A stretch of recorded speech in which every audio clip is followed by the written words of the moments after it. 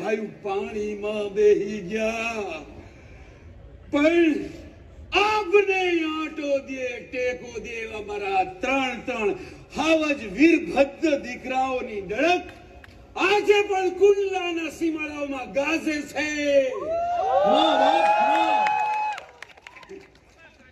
મારા હાવજરાવ હવે કરે પાછું ન જવાય. ઘર બાંધી કુટુંબ કબીલા પાડવા એ દિવસો હવે ગયા. હાલો હાથા થાવ અને બારોટ કાઠિયાણીને કહેજો કે તમારા ધણી અને તમારા છોકરાઓ એ તો વનવાસે ગયા. હવે તો વનવાસ ઉજવવાનો